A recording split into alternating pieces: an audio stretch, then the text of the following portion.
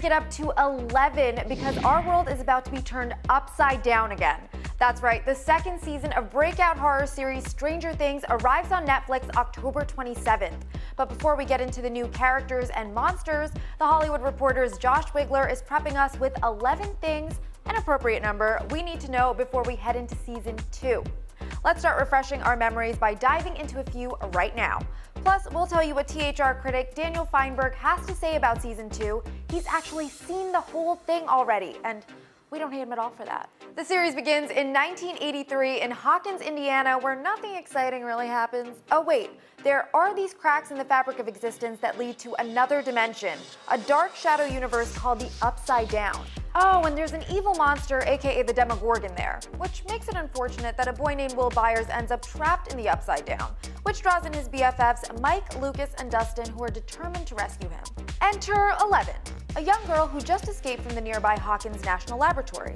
Her likes include Eggo waffles, but she strongly dislikes the lab agents chasing her and killing witnesses along the way. Will's pals and 11 aren't the only ones on the case. The adults in the room are Sheriff Jim Hopper and Will's mother Joyce, who refuses to believe her son is dead even when she sees a body. Other players to keep in mind, Will's older brother Jonathan and Mike's older sister Nancy, who juggle awkward romantic tension while fighting the Demogorgon, as you do. There's also Steve, the coolest kid in school, who's also kind of a jerk, but he eventually comes around to the good guy's side. Everyone plays a part in Will's rescue in their own way, but it all comes down to 11, who steps up to the monster and seems to telekinetically destroy him. But she disappears herself in the process. Meanwhile, Joyce and Hopper travel into the Upside Down, where they find Will and bring him back home. As the first season wraps, everyone's much happier, except Mike's missing 11 and, Will's vomiting what appears to be a baby Demogorgon into the sink. Ew. And that leads us into season 2. Here's what we know, says Wigler. It's taking place in Hawkins again, with more Upside Down exploration. And there's a shadowy monster looming, seemingly visible only to Will. Plus, we have some new characters, Paul Reiser and Sean Astin, as well as Sadie Sink and Dacre Montgomery as Max and Billy respectively, the new kids in town. Showrunners the Duffer Brothers have described season 2 as an expansion and escalation of the world and themes they gave us in season 1. But how is Stranger Things 2? According to THR critic Daniel Feinberg, who's seen the whole thing, still not bitter about that, says Stranger Things 2 is dun-dun-dun, quite good.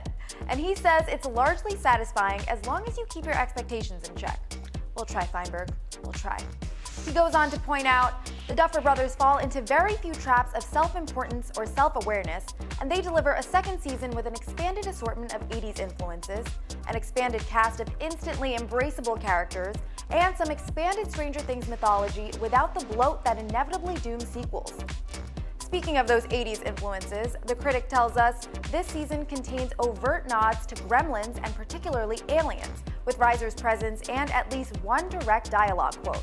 Head to thr.com/Stranger Things for Daniel Feinberg's full review and Josh Wigler's 11 things to know before watching Stranger Things 2.